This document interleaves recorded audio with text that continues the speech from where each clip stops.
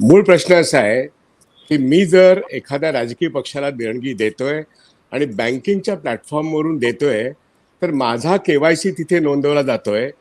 पण बँक नंतर तो जो काही बॉन्ड मला देणार तो बेरर बॉन्ड आहे आणि तो हा बेरर बॉन्ड 1,000 ते 1 कोटी पर्यंत आहे. तो मी कुठल्या राजकीय पक्षाला देतो हे मात्र कळता कामा नये अशी पण व्यवस्था आहे. सुप्रीम कोर्टामध्ये आता जी चर्चा चालू आहे ना, तर हा प्रशांत भूषणने ते एक उदाहरणच दिलं की हा मी भल्या पहाटे जाऊन एका राजकीय पक्षाच्या दरवाज्यावरती एक म्हणजे हजारो कोट्यवधी बॉन्ड टाकून दिले. नंतर त्यांनी ते कुणाकडून आले विचारले नाहीत आणि खात्यात जमा केले. तिथे मुद्दा येतो की कुणाकडून पैसे आले, कुणाचे पैसे आहेत, किती आले, हे घटनेप्रमाणे कायद्याप्रमाणे समजून घ्यायचा अधिकार आहे किंवा नाही. माझं म्हणणं तो right to know from where the funds comes to which political party. तर बरोबर. पॉलिटिकल पार्टीला तुम्ही त्याचा बॅलन्स शीट विचारता, त्याचा अकाउंट विचारता, उमेदवाराला तुम्ही त्याच्या उमेदवारीचा खर्च विचारता. मग देणाराचं नाव का नाही विचारणार, देणाऱ्याचे पैसे किती हे का नाही विचारणार आणि त्याचा सोर्स का नाही विचारणार, हे का नाही विचारत. मगाशी सचिन सावंत बोलले ते मी फक्त पुनरुक्ती करतो.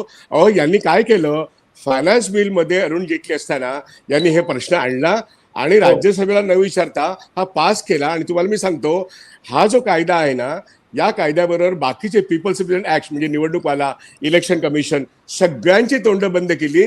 तिकडे या प्रश्न विचारण्याला पायबंद घातला, एक्झेम्प्ट केलं, इन्क्लुडिंग फॉरेन कॉन्ट्रीब्युशन. आता फॉरेन कॉन्ट्रीब्युशन हाच खरा मुद्दा आत्ता आहे.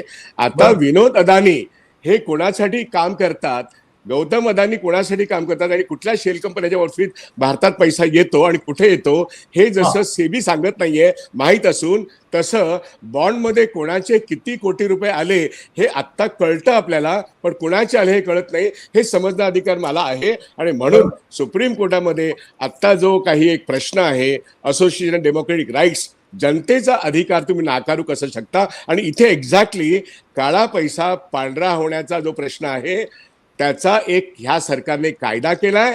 जसं डिमॉनिटायझेशन सुद्धा काळा पैसा पांढरा करण्याचा एक मार्ग होता. आता 32 लाख कोटी कॅश आहे, त्याचं उत्तर रिझर्व्ह बँक ऑफ इंडियाचे गव्हर्नर देत नाहीयेत. 17 लाख कोटी होते 8 November 2016ला.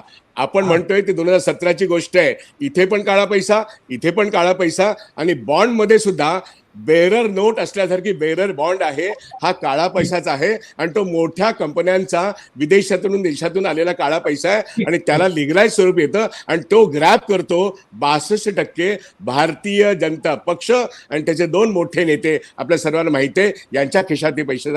We have right to know and the nation बरं, हॅज अ राईट आम्हाला टू नो. माहिती तर